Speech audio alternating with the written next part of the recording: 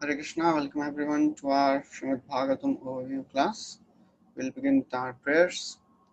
Om Jnanatimirandasya Jnananjana Shalakaya Chakshurunmilitam Yena Tasmai Shri Gurave Namaha Shri Chaitanya Manobhishtam Sthapitam Yena Bhutale Swayam Rupa Kadamahyam Dadati Swapadantikam Vandeham Shri Guru Shri Yuta Padakamalam Shri Gurun Vaishnavamscha Shri Rupam Sagrajata Sagana Raghunathanvitam Tam Sajivam Sadvaitam Savadhutam Parijana Sahitam Krishna Chaitanya Devam Shri Radha Krishna Padan Sagana Lalita Shri Vishakhan Vitamscha He Krishna Karuna Sindhu Dinabandhu Jagatpate Gopesha Gopika Kanta Radha Kanta Namostate तप्त कांचन गौरांगी राधे वृंदावनेश्वरी वृषभानुसुते देवी प्रणमामि हरिप्रिये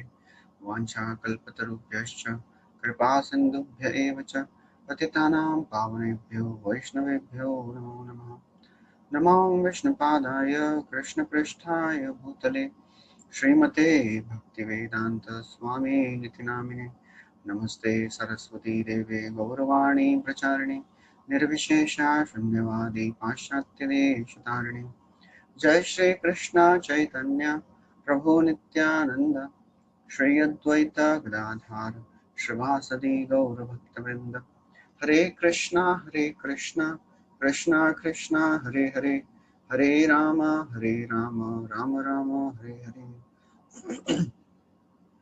Hare Krishna. So welcome everyone. We are discussing from the fifth canto of Srimad Bhagavatam, and yesterday we saw uh, the pastimes of King Rishabdev, how he instructed all his 100 sons in the various things of religion and devotional service, and then how he gave up everything and he made King Bharata as the emperor of Bharatavarsha, and he retired from his family and home and he behaved as an avadhuta. And we discussed how he roamed naked and he was not speaking to anyone, and many people mistreated him because of this behavior. But although he had all the mystic powers with him, he did not use those mystic powers. So that's what we discussed till now. So now today we'll begin the sixth chapter. So in the sixth chapter, Parikshit Maharaj, when he heard that Rishabdev, he had all the mystic powers, but still he did not use them or he did not welcome them. So Parikshit Maharaj had a question to Shukdev Goswami. He asked, why did Rishabdev neglect all those mystic powers? Because for Atma Rama, who are self-satisfied, who have attained the knowledge of Bhakti Yoga and they are on the level of pure devotional service, they have destroyed all the seeds of their karmic reactions. For them, the mystic yoga powers, they cannot create any harm, or they do not create any distress. So Prabhupada writes that, however, a devotee does not have to exhibit such magical powers, but without the practicing of mystic yoga, even if some devotee, if he attains the level of pure devotional service, there is no need for him to express that.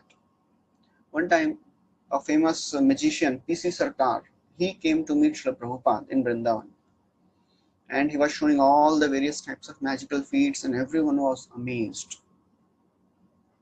Srila Prabhupada, then after the whole program was over, Srila Prabhupada asked him, "Can you stop birth, old age, disease, and death?" And then P.C. Sarkar said, "No, I cannot do that." And then after that, Prabhupada started speaking, and he spoke for half an hour, preaching the philosophy of Krishna consciousness, that all these, magic tricks, they will not help. So therefore, although great devotees, pure devotees, they also have mystic powers. Sometimes devotees would say, then when Srila Prabhupada would go on a morning walk on the sea beach, devotees, they would not find the footprints of Srila Prabhupada sometimes. Another devotee, Nar Narayan Prabhu, he recalls that before he became devotee, he had some mystic power. And it is a experience that if you are staring at some person, and then after staring on that person for some time, the person turns back. So this person, who later became Narayan Prabhu, he was sharing that I was very expert in that, and I would stare to some person, and then he would turn back. So one day, as he was in this balcony on the second floor of his room, of his building, so he saw Srila Prabhupada going with his disciples, and every day he would see him. And then one day he thought, maybe I should, stare at this person, and I should make him turn back and look at me. Because Prabhupada, he was looking very attractive and effulgent. So then he tried, this devotee, Narayan Prabhu, he said, I tried for a long, long time, but still, Prabhupada didn't turn back. And then I tried on some other people, they immediately turned back. So then he became so desperate. He knelt down and he started praying, please turn back. And then Prabhupada immediately turned and saw, look at him. Then Narayan Prabhu, he was recalling that Prabhupada had that mystic power. So although devotees, they may have mystic powers, but they do not use it. Prabhupada writes, a devotee is never distressed or satisfied by material opulence. His concern is how to please Supreme Personality of Godhead. That is the only concern of a devotee. Prabhupada writes, if by the grace of Lord, a devotee may achieve extraordinary opulence, but he utilizes them only in service of the Lord. He is not disturbed by any of the opulence. Prabhupada many times said, Krishna tested me twice. Once by giving everything to me, and once by taking away everything from me, and then later by giving everything to me. Prabhupada would say that if Krishna tells you to stay under a tree and you are attached to living under a palace, you are in illusion, and vice versa. So therefore, when Parikshit Maharaj is asking this question, why Rishabdev, although he was a pure devotee, why he did not use the mystic powers? Because mystic powers could not have troubled or affected Rishabdev. In response to this, now very important thing, very important section, Shukadeva Goswami describes the power of the mind. So in the second verse of this 6th chapter, Shukadeva Goswami says, you have spoken very nicely, you have spoken correctly, but the advanced souls do not put faith in the mind. Just as a hunter does not put faith in the captured animal. Because anytime if the hunter is careless, the captured animal will escape. And Chakravarti Thakur writes that a mind takes on new condition at every moment, Every moment the mind changes. And he writes that just as a cunning man, he behaves very nicely, but then robs and kills a trusting man. Similarly, the mind shows itself as a pure and fixed in hearing and meditation. Many times we may think, now my mind has become peaceful, controlled, and my distractions have gone down. Maybe I can now look around what is happening in the world. I can see some, news which is happening in the world, and of course, I know that when I chant, when I read Bhagavatam, then my mind becomes very, very focused, and I'll not be disturbed. But this is a very, very risky proposal. Now our mind may be completely fixed up in the process of Krishna consciousness. But if given a chance, Chakravarti Thakur writes, it suddenly becomes absorbed in sinful objects and takes away our discriminating knowledge. So that is how this mind is very, very cunning, and we have to be really careful.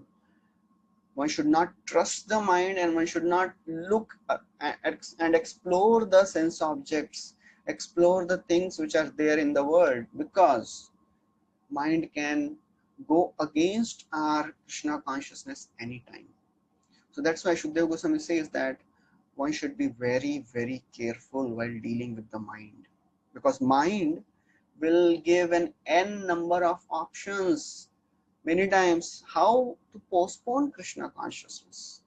Or that is how Maya Devi acts in two different ways for a devotee and a non-devotee. For a non-devotee, Maya Devi does not allow him or her to take to Krishna consciousness. For a devotee, Maya Devi does not tell that no, you don't have to chant, you don't have to follow all these principles. Maya Devi will say, yes, you have to chant. You, for sure, this is your duty, but chant one round less. Of course, you have to chant. You are a devotee, but chant one round less. You are already so tired. Whole day you have worked. So many things you have done. Now there is no need to chant. At least chant few rounds less. It is already 10 o'clock and your 10 rounds are remaining. So at least chant. Don't chant all the rounds. Chant few rounds less. Nothing will happen. Anyways, you can do it tomorrow. So that's how mind will always postpone how that you can become Krishna consciousness, but not now. You don't have to be so serious. And that's how Bhagavatam says that getting Krishna consciousness is very, very rare. Bhakti Rasamrita Sindhu says one of the qualities of devotional services, it is sudurlabha. And Jiva Goswami writes that why it is sudurlabha? Because of two reasons. First, because devotees, they are not struggling hard enough. Shanavata Shraddhaya Nityam Grinatascha Vicheshtitam. Swacheshtitam means if a devotee is not endeavoring very strongly, then he will not get Krishna consciousness.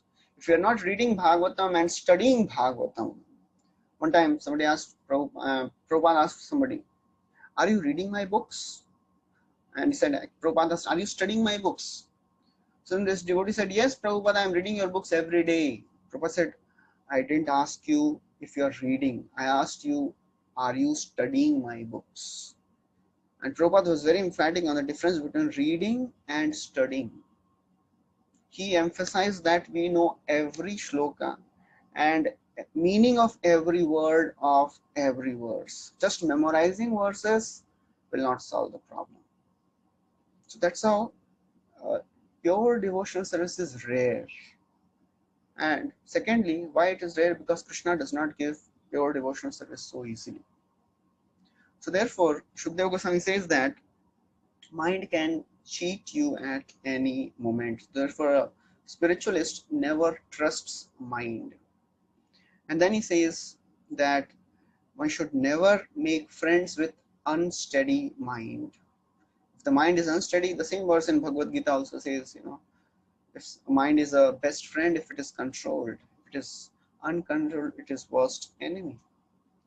So therefore, Shukadeva Goswami also says in the third verse that never make friends with unsteady mind, because by trusting the unsteady mind, even Lord Shiva was agitated by Mohini Murti, and even after doing long standing austerity, Shobari Muni also got distracted. And Prabhupada quotes a verse, very interesting verse in Bhagavatam, where it is said, Matra swasra dhvitrava naviviktasano bhavet balvan indriya gramam vidvam samapi chakarshati. So this verse says, a spiritualist, a vidwan, should never ever stay in a secluded place, even with his own matra, swasra and dhvitra, with his own mother, own daughter, or own sister. Balwan indriya gramam, because the senses are very, very strong. And vidvamsham apicha karshati, even an intelligent person gets bewildered by that. And Prabhupada writes, if we stick to the principle of chanting Hare Krishna mantra offenselessly, then by the grace of Haridas Thakur, we may be saved from the allurement of women. And we know how when a person called Ramchandra Khan, he sent a prostitute to allure Haridas Thakur. But by the pure devotional service by the purity of Haridas Thakur, this prostitute also became a great Vaishnavi. And Haridas Thakur was not at all disturbed. And she became such a great devotee that even all the other Vaishnavas, they would come to take her darshan. Parama Vaishnavi hoila, Parama Mahanti, Bada Bada Vaishnav tar darshane te anti. So she became such a great Vaishnavi that even great devotees would come to take her darshan. So that's why the more we become serious and sincere in the process of Krishna consciousness, the more our mind will not be attracted by the allurements of this world, which are in abundance in the outside world, which are in plenty. That's what the second chapter of Bhagavad Gita also says. Apuryamanam achala pratishtham samudramapa pravishanti yadvat tadvad kamayam pravishanti sarve sashantimapnoti na kama kami. So there Krishna says that a devotee, his heart should be like an ocean. Just like in an ocean, many hundreds of rivers may enter, but the ocean never overflows. Similarly, the heart of a devotee should be so full of Krishna consciousness. The bliss of Krishna consciousness should be so much that all the other rivers of desires, if they enter the heart of a devotee, they should not trouble, they should not affect the devotee's consciousness. And that will happen when we are absorbing our mind thoroughly in Krishna consciousness. Just like in a glass, when the glass is completely full, then you cannot put any more water. Similarly, when the mind is completely full of thoughts of Krishna, then no other thoughts will enter the mind. That's how we have to become Krishna conscious. So Shukadeva Goswami says, one should not trust the mind, because mind can cheat at any moment.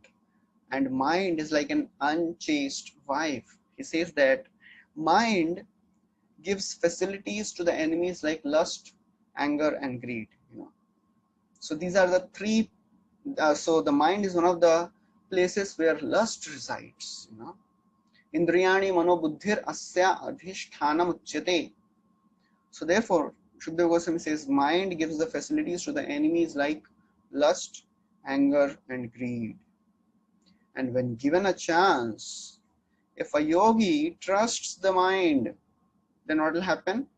It is just like an unchaste wife.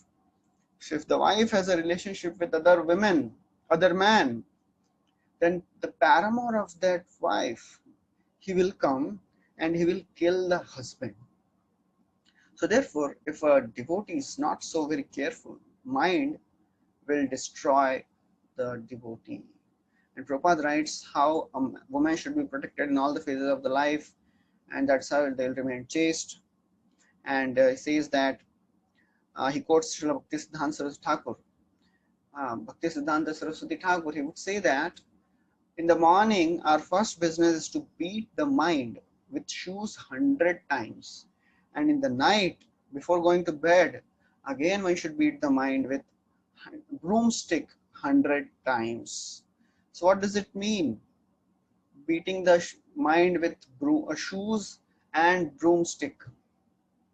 So in the morning, a devotee should chant attentive, serious, sincere rounds. It is like, cleaning. It is like saying again and again that now you have to be focused in the practice of Krishna consciousness.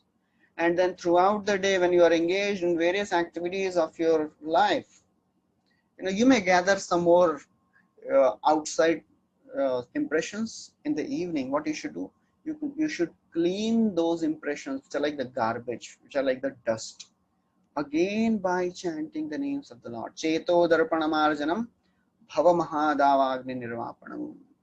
So for sadhaka, chanting is a very, very important way to control the mind. Actually, we are not mind controllers. Our business is not to control the mind. Our business is to please Krishna by our endeavors. We may not be able to control our mind, but if we are able to please Krishna by our endeavors, then we are successful. Because Krishna likes to see his devotees struggling to serve him. Even if we are not able to chant properly, are we struggling? Are we endeavoring? You know, and what we do while we are chanting shows, are we serious? Are we sincere? You know, so we don't have to endeavor to control the mind. We have to be just concerned about serving the holy names of the Lord. And it is Krishna's responsibility to control our mind and senses. There's a beautiful verse which comes in the 10th canto. It comes in Brahma Vimoha Leela. So before that, all the cows and the calves were stolen by Brahmaji, and all the cowherd boys, they become disturbed. And then as they were eating all the prasad, so when they became disturbed, they wanted to go and search for the cows. Krishna says, don't worry, you don't have to be anxious. Tan drishtva bhaya santrastan uche krishnasya bhi bhayam mitrani ashan ma viramate iha anishye vatsakan aham. So Krishna says, when he saw that all these my friends, they have become fearful, Krishna told them, do not become fearful. Bhaya santrastan, do not become bhaya santrasta. I will bring the cows back. Mitrani ashan ma viramate. Please do not stop eating. I will bring the cows back. So vatsakan means cows or senses also. So it is Krishna's responsibility.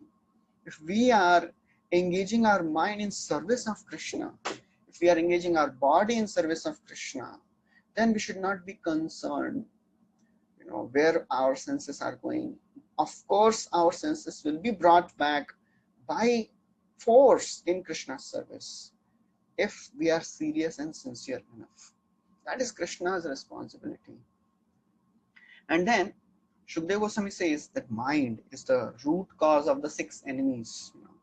What are the 6 enemies? Kamo manyo mado lobha shoka moha bhayadayah karma bandhascha yanmulaha swikuryat konu tadbuddha. He says lust, anger, pride, greed, lamentation and illusion. These are having the mind as the root cause.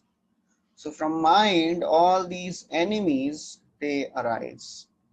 And they are the cause of bondage.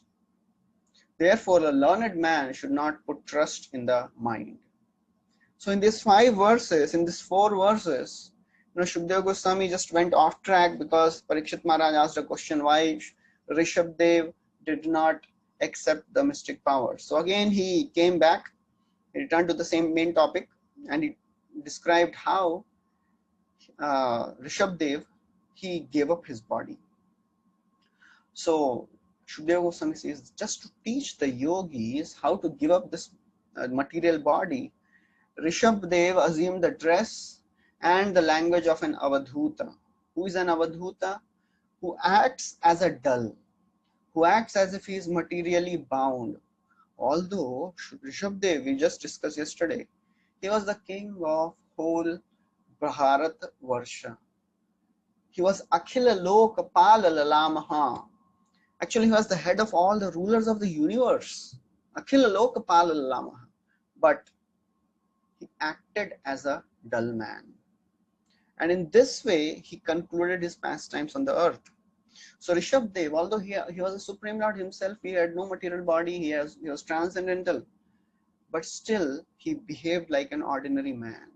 He wandered all over the earth and he reached Karnataka state.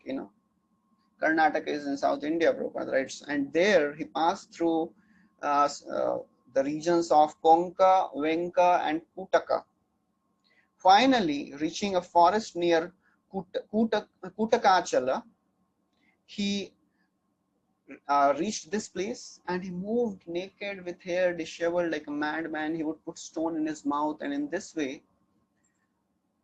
Shukdev Goswami says that as he was in this forest of Kutakachal, his body was burned in the fire which was created because of the rubbing of the bamboos, and he burned himself.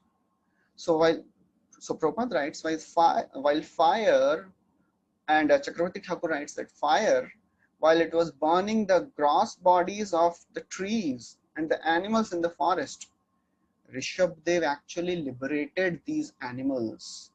Rishabdev liberated the trees. They all attained liberation, you know.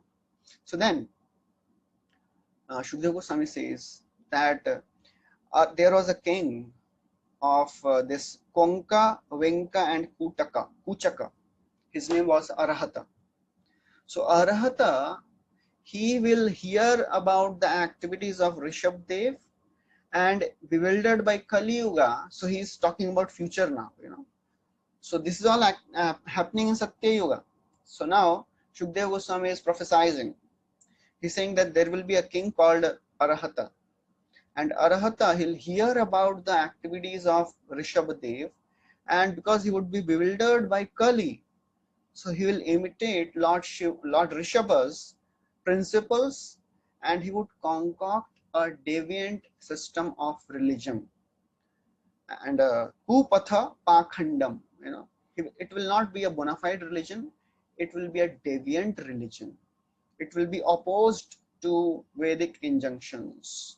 And that was the beginning of Jainism, as Prabhupada writes. Many other so-called religions followed this atheistic system. And Prabhupada writes that Jivas of Kali Yuga, they'll be benefited by hearing and chanting of the pastimes of Rishabhadev, but not by imitating his behavior. That's why it is very, very important that we have to follow in the footsteps of great devotees. We have to follow in the footsteps and instructions given by the Acharyas and Supreme Lord. So Rishabdev, although he appeared in Satya Yuga, but Arahata, he heard about this Rishabdev in Kali Yuga, and then he started imitating him. So then Shukdev Goswami says that the followers of that system, they will be bewildered by Lord's Maya, and what they will do? They will abandon all the Varnashram system, bathing, Achmana, worship, cleanliness, and then they will accept a concocted religion. They will pluck out their hair, and they will flourish, and they will deride the Vedas, Brahmanas, lords, and devotees. And they will follow the disciplic succession of blind men, Andha Paramparaya. They will not follow a right person. They will follow a blind parampara.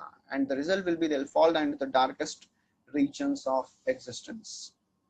So Rishabdev, although he incarnated to deliver the people of all the world, but those who are bewildered by Maya, they started imitating the external activities of Rishabdev, and they did not follow the principles which were given by Rishabdev. Nayam deho deha bhajam niloke, unam pramattaha kurute vikarma. All these principles, all these teachings were given by Rishabdev.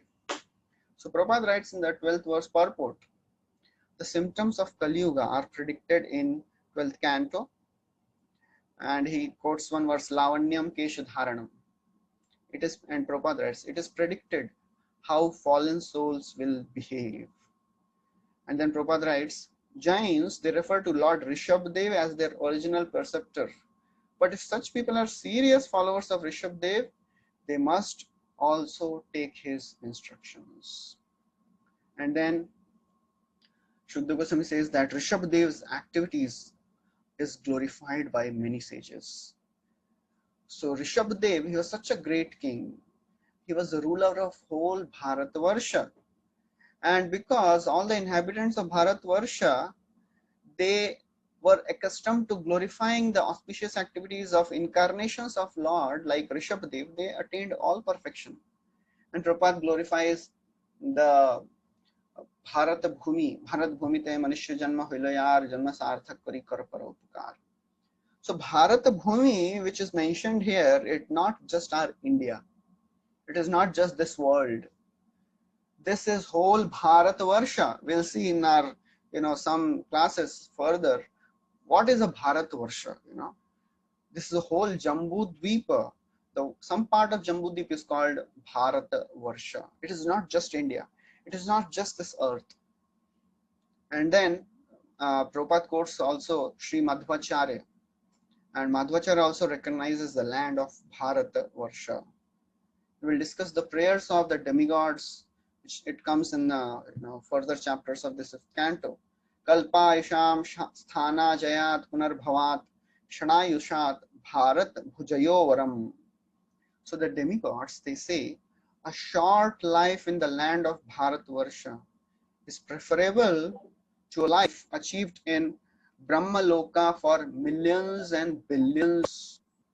So therefore, that is the glory of getting birth in Bharatvarsha. Even a small amount of life in Bharatvarsha is so very glorious, because here we can practice Krishna consciousness and go back to the spiritual world, which is not possible by taking birth even in heaven, because all the demigods, they say that we have attained this heavenly planets by doing lots of tapasya, everything we have done, but still it is so very difficult to remember Krishna because Atishay Indriya Utsava. It is so very difficult because there is so much of sense gratification going on here. So therefore Bharatvarsha is very glorious. And the sages, they say that Priyavrat Maharaj was so pure and celebrated, and in his dynasty actually appeared the Supreme Personality of Godhead. And then they say, which yogi can compare with Rishabdev? Which yogi can follow principles and examples which are set by Rishabdev? Even in his mind, nobody can do that. So that was the glorious position of Rishabdev. And then in the 16th verse, the sages, they give the Falashruti. Falashruti there means the result of hearing all the pastimes of Rishabdev. So there they say Rishabdev is the master of all the Vedic scriptures, all the Vedic knowledge. He was the master of the demigods, cows, brahmanas. One who hears and describes the activities of Rishabdev vanquishes his sinful reactions, creates complete auspiciousness, and makes one attain pure bhakti. So that is the glory of just hearing about Rishabdev. And then Shukdev Goswami says that devotees should always bathe themselves in this lake of bhakti if they want to get relief from the ocean of birth and death. The devotees, they are not interested in Brahman. They are not interested in impersonal liberation. They are interested only in service. For a devotee, liberation comes automatically. Just like Billu Mangal Thakur says, Bhaktistvai sthiritara bhagavan yadi syad daivena nah phalate divya kishora murti mukti swayam mukulitanjali sevyate sman dharmartha kama gataya samaya pratiksha. Billu Mangal Thakur is saying, after I have attained your sthiritara bhakti, I have attained your steady devotional service, daivena nah phalati, all the pastimes of Supreme Lord appear in my mind. Krishna's form manifests in my mind. And then Mukti Swayam Mukulitanjali Sevyate Sman. Mukti Devi stands in front of me with folded palms. Dharma Artha Kama Gataya Samaya Pratiksha. What to speak of Dharma Artha Kama? I do not even look at that. So that's the glory of a devotee. So therefore, Lord appeared in Priyavrat's dynasty. Shukdev Goswami said, Lord appeared in the dynasty of Priyavrat as Rishabdev. And then Lord appeared in the dynasty of Uttanpad as Prithu Maharaj, as Kapila Dev. Lord appeared in the dynasty of Raghuvansh as Ramachandra. He appeared in the dynasty of Yadus as Krishna. So after hearing all this, Parikshit Maharaj now is thinking. So Parikshit Maharaj is thinking that Lord did not appear in my dynasty, Kuru Vamsha. Lord appeared in Yadu dynasty, Lord appeared in Raghu dynasty, Lord appeared in Priyavrat's dynasty, Lord appeared as son of Uttanpad. but Lord did not appear in my dynasty. Now very interesting. Shukdev Goswami encourages him by reminding that Lord is appearing in your home. You are more fortunate than any of these people. And then the famous verse, Shukdev Goswami says, Rajan patir gurulalam bhavatam yadunam daivena nah phalati divya kishora murtihi. Sorry. Rajan patir gurulalam bhavatam yadunam daivam priyah kulapati kvachakin karova astve mamanga bhagavan bhajatam mukundo muktim dadati karhichit smana bhakti yogam. So he says, O Rajan, O Parikshit, devotional service to Krishna directly is so very rare. And you, O king, you are so very fortunate. Why? Supreme Lord Krishna himself, he became your maintainer, he became your spiritual master, he became your worshipable deity, he became your friend, he became director of both the Yadus and the Pandavas, he was sometimes your servant. So therefore, what is more fortunate position for anyone in this world? Those who worship the Lord, he gives them liberation easily, Muktim dadati karhichit smana bhakti yogam. Shukdev Goswami is saying that Krishna gives mukti very easily. Kya chahiye? Mukti chahiye, le lo. Bhukti, le lo. If you want to enjoy this world, take it. Enjoy. If you want liberation, take it. Smana bhakti yogam. He will not give bhakti so easily. Why? We discussed some time back. Because Krishna becomes controlled by his devotees. So therefore, Lord was more affectionate to Pandavas than even Yadus. Saratya parashada sevana sakhya dautya veera sananugamana stavana pranaman snigdheshu pandushu jagat pranatim cha vishno bhaktim karoti nripatis charanara vinde. So Krishna became the chariot driver. He was their constant companion. He was their servant. He was their messenger. He was their protector. He was doing everything for the Pandavas because Snigdheshu. Pandavas were malleable to the will of Krishna.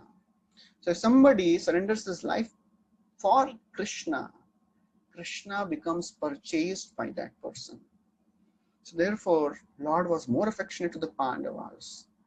And therefore, Shukdev Goswami is reminding Parikshit, in your dynasty, Krishna became everything.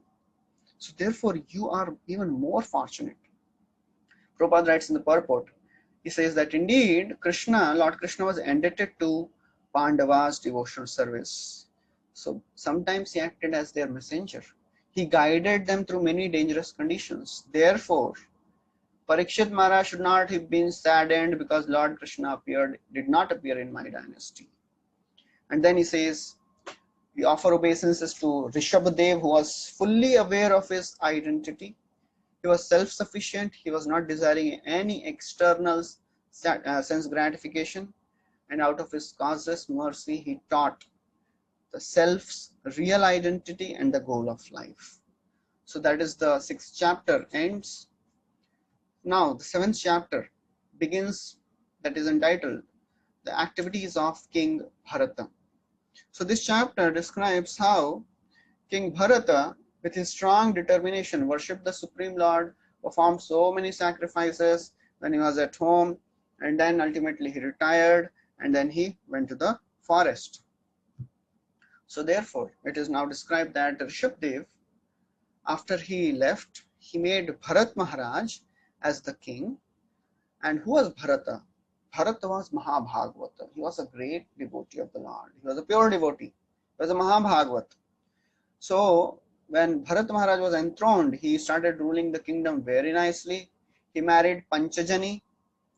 She is described as daughter of Vishwarupa. And then from the marriage with Panchajani, he had 5 sons: Sumati, Rashtrabhrita, Sudarshana, Avaran, and Dhumraketu. And he was so very powerful He was so very religious and his rule was so very glorious that this whole Bharat Varsha, it was known as previously Ajanabha Varsha. Ajanabha Varsha means, Ajanabh means the ruler, the place whose ruler is son of Nabhi, that is Rishabhadev. So earlier the planet was known as Ajanabh. But after Bharat Maharaj started ruling this kingdom of Ajanabh, because of his glorious kingdom, glorious rule, the kingdom became known as Bharata Varsha. And he was such a wonderful learned king. In the fourth verse, the perfect rule of Bharat Maharaj is described. He was taking care of citizens just like father. Yeah, this theme comes again and again. Whenever saintly king is described, this word is definitely used. He was taking care of the kingdom just like the father takes care of the children. We heard in the first canto also about Yudhishthira Maharaj. It is described, Avipala Dharma Raja Pitrivat Ranjayan Praja Nispriha Sarva Kamebhyo Krishna Padanu Sevaya. He was taking care of citizens just like Pitrivat, just like father. Prithu Maharaj also is described in similar ways. He was also taking care of the citizens just like father. So Bharat Maharaj, he was ruling the kingdom very nicely, taking care of the citizens very nicely, and he was worshipping the Supreme Lord in the form of sacrifices. Yagya Kratu Rupam. The fifth verse says, Bharat Maharaj was ruling this kingdom and worshipping the Supreme Lord by doing sacrifices. And he would do so many different sacrifices. Agnihotra, Darsha, Purnamasa, Chaturmasa, Pashu Yagya, Soma Yagya. So all the various types of yagyas he was doing. Prabhupada writes in the purport that in Kali Yuga, five things are prohibited. He says, Ashwamedham, Gavalambam, Sannyasam, Palapaitrikam, Devarena Sutotpattim, Kalau Pancha Vivarjayet. It is described in Kali Yuga, one should not do horse sacrifice, one should not do cow sacrifice, one should not take impersonal sannyas. Then Devarena Sutotpattim, one cannot beget child in the brother of the husband, from the brother of the husband, And we see the case where Vyasdev, he came and he begot children from the wives of his brother because both the brothers were dead. So then this Bharat Maharaj was doing so many sacrifices. But then it is described that Bharat Maharaj was a pure devotee of the Lord. He was a Mahabhagavata. And Bhagavatam describes that one should continue Vedic rituals, one should perform sacrifices till the time one is not detached from sense gratification.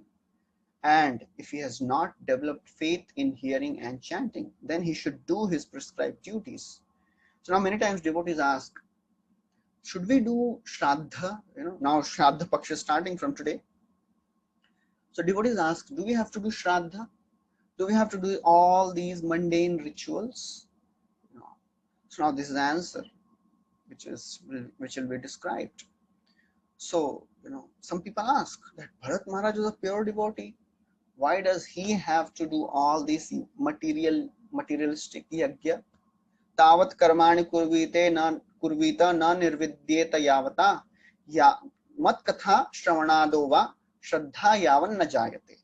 So 11th canto describes 20th chapter 9th verse that one should continue engaging in all the varnashram duties till the time one does not develop taste for holy names.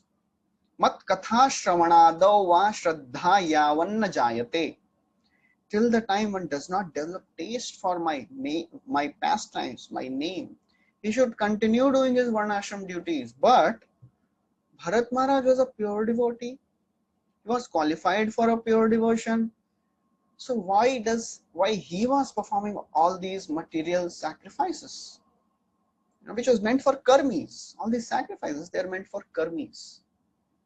So then why Bharat Maharaj was doing all these activities. So then Shukdev Goswami answers the doubt of Parikshit Maharaj.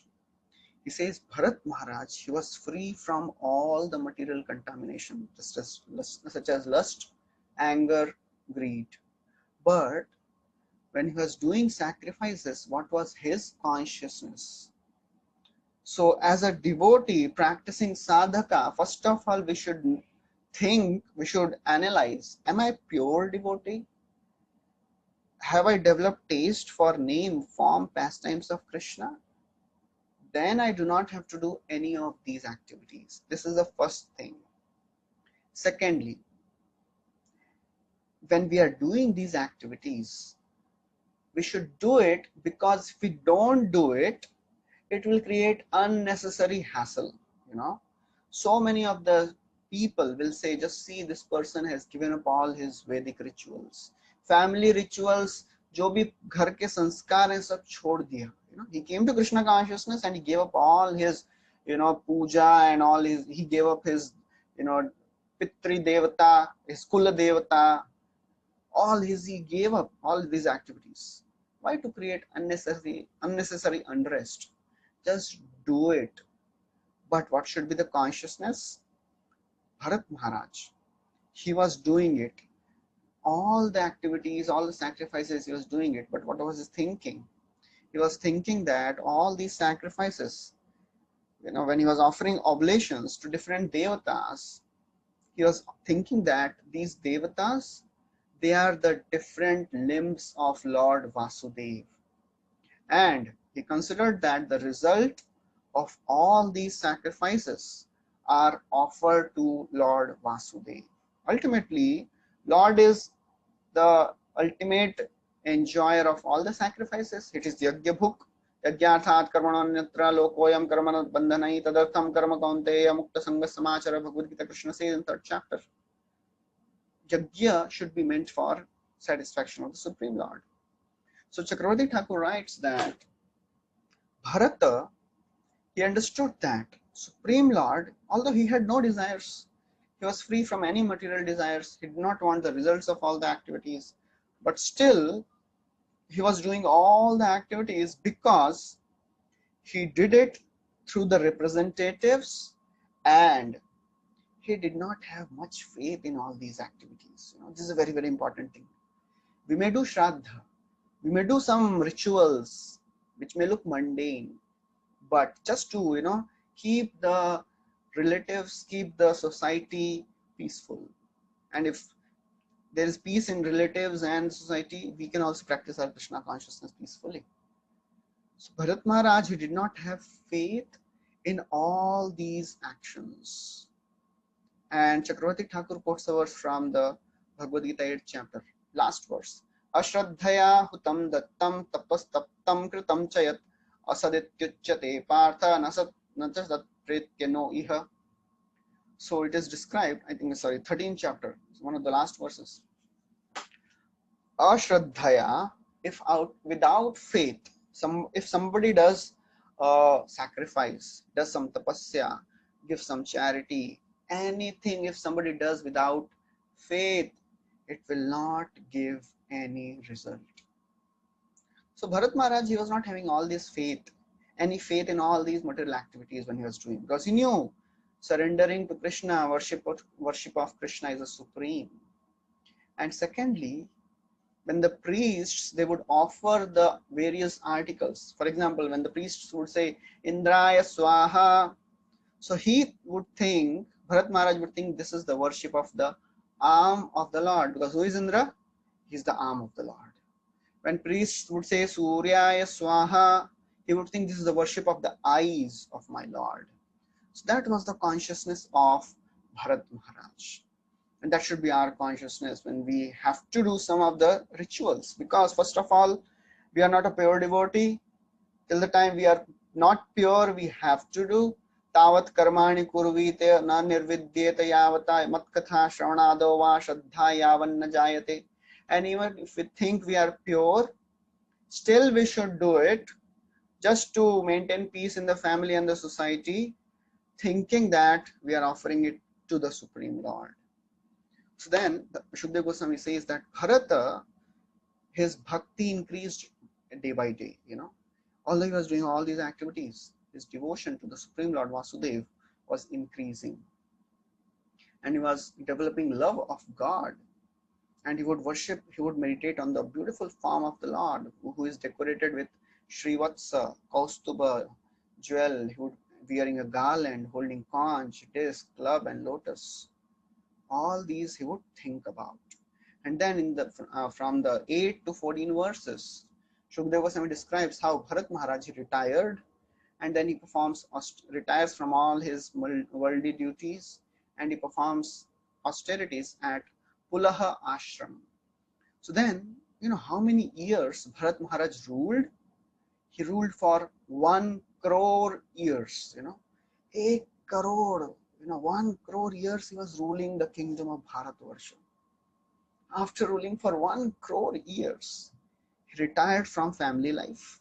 He divided his wealth he had received from his forefathers among his sons, and then he went to Pulha Ashram. In the 14th chapter of this 5th canto, it will be described how Bharat Maharaj gave up all that. It is not that, okay, now Bharat Maharaj became old, he could not enjoy anything, so that's why he gave up. No, he was still young. People of Satyuga, they would live for crores of years. Sometimes it is described he ruled for 1 crore. So how must be the life? What must be the life of Bharat? Yo dustyajan dara sutan surid rajyam ridhi sprishaha jaho yuvaiva malavat uttama shloka lalasa. The things which are very, very difficult to give up. Dar means wife, sutan, children, surid, welfare, the relatives, well-wishers, rajyam, kingdom, ridhi sprishaha, they are very, very dear to the heart. Jahao yuvaiva malavat. In the youth, it is described, in youth. So Bharat Maharaj, he ruled for 1 crore years. Still he was young. Jahao yuvaiva malavat. Just like a person after passing stool, he does not even look at it. Why he gave up? Uttama shloka lalasa. He wanted to satisfy the Supreme Lord. So Bharat Maharaj retired, and he went to Pulaha Ashram, and it is described Pulaha Ashram is the place where Gandaki river flows. So Gandaki river is a very unique river where Supreme Lord's deity in the form of Shaligram Shila is found. It is still there in Nepal, Gandaki. It is from there all the Shaligram Shilas they are brought. So Pulaha Ashram, Shukdev Goswami says that Hari is still visible even now in the form of in the form which a devotee desires to see. If a devotee desires to see the Lord in a particular form, Lord appears out of his transcendental affection in that form. In 3rd canto, it is described, Yad yad dhyata urugaya vibhavayanti tattad vapuh pranayase sadanugrahaya. A devotee likes to see his Lord in a particular form, and Krishna manifests in that form just to please the devotee. So in Gandaki river, it is best of the rivers, and the Shaligram Shilas are found, and it is described in the Shaligram Shila there are marks of chakra and navels on both sides. So there Bharat Maharaj, he lived alone, and there he worshipped the Lord with flowers and twigs and tulasi leaves and flower from the Gandaki river. So now this is the 11th verse we are reading from the 7th chapter. And then in this Gandaki river, whatever water he would get, he would offer the Shaligram, and he would offer the food which is obtained from the roots and the fruits and whatever things which are available in the forest. He would offer all that to the Lord, and he would honor it. In this way, his heart became completely cleansed of all the material desires, and he was completely satisfied. Param nirvritim avapa, he attained complete satisfaction. Prabhupada writes a wonderful purport here. Everyone is searching for the peace of mind, but this is obtainable only when one is completely free from the desire for material sense gratification and one is engaged in service of the Lord. Savai pumsam paro dharmo yato bhaktiradhokshaje ahetuki apratihata chayatma suprasirati. So if somebody is engaged in service of Supreme Lord, yayatma suprasidati, then mind will become peaceful and satisfied. So that was the satisfaction which Bharat Maharaj was experiencing. And then as Bharat Maharaj is engaged in bhakti, constantly he was performing devotional service. His love increased more and more. Actually, he was at the stage of bhava, Shraddha, Sadhu Sangha, Bhajan Kriya, Anarsa Nivritti, Asakti, Nishtha, Ruchi, Asakti, Bhava. So he attained the stage of bhava. His heart melted and he lost all the attachment for worldly things. His hair would stand in ecstasy. He would constantly cry for Krishna, for the Supreme Lord. Always he would meditate on the lotus feet of the Lord, and with his mind he was completely in samadhi. Swed kampa romancha shru gadgada vaivarnya unmad vishad garva harshadanya eta bhave prema bhakta ganera nachaye prema, what is that? Eta bhave prema bhakta ganera nachaye Premere Anandashru Sagare Bhasai. So these are the symptoms of ecstasy which manifest in the heart of a pure devotee. Chakravarti Thakur writes that actually he had no enthusiasm to perform daily duties because his heart was completely melted with affection. He was completely absorbed in devotional ecstasy. But he would condemn those ecstasies because he was not able to do service to the Supreme Lord. We hear the story of Daruka. Daruka, he was a pure devotee. He's a pure devotee of the Lord. When he would fan the Supreme Lord, Krishna, he would cry tears of ecstasy just by seeing the Lord. He would condemn those tears thinking that, oh my God, because of the tears, I am not able to see the Lord. How will I serve the Lord? That was the position of Bharat Maharaj. He was having all these symptoms of ecstasy. That's why he was not able to do his duties properly. Krishna Bhakti Siddhantagan Yate Prafulla Padmavan Tar Madhukari Aswadan Premarasa Kumudvane Prafullita Ratri Dine Tate Charao Mano Bhringagan. So therefore, we have to understand, Kaviraj Goswami is saying in Chaitanya Charitamrita that the more we understand the philosophy of Krishna consciousness, the more we engage our mind in the pastimes of Krishna, which is like a fully blossomed forest of a fully blossomed flower-filled forest. Krishna Bhakti Siddhant is like a lotus forest. Tara Madhukari Aswadan, a devotee should engage his mind in tasting this nectar of Harikatha. That is the only aspiration a devotee should have. That's how we'll develop taste for the Lord. That's how we'll develop attraction for the name, form, pastimes of the Lord. Srila Prabhupada has written all these books, spending his sleepless nights for all of us. That is our duty. We have to develop the taste for Bhagavatam. Bhagavatam is for Vaishnavas. First canto is just described, Srimad Bhagavatam. Sorry, it is in 12th canto. Srimad Bhagavatam Pramanam Avalam Yad Vaishnavanam Priyam.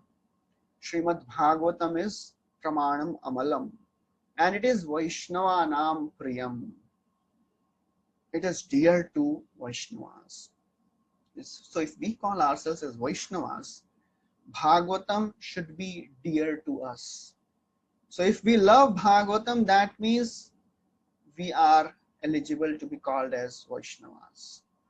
So Bharata, he was, condemning these ecstasies, and he was worshipping the Lord Narayan with all his mind focused on the worship of the Supreme Lord. He would chant the mantras from Rigveda. He would offer his obeisances unto the Supreme Lord. But one day, what happened? This is how he was engaging his whole time in service of the Supreme Lord. He was completely immersed in the process of Krishna consciousness. So that's how the story of Bharat Maharaj is described. That's how he was performing his puja, seva to the Supreme Lord. And that is the end of the 7th chapter. So we'll stop here. Thank you very much. Hare Krishna. Srila Prabhupada ki jai. Granthra Srimad Bhagavatam ki jai. So there are questions. Impersonal sannyas means the Mayavadi sannyas. The people, when they take sannyas in the Mayavadi order, rejecting the form of the Lord, that is not prescribed in the Vedas. That is what is not recommended in Kali Yuga. Okay. So if anybody has any other questions, they can ask.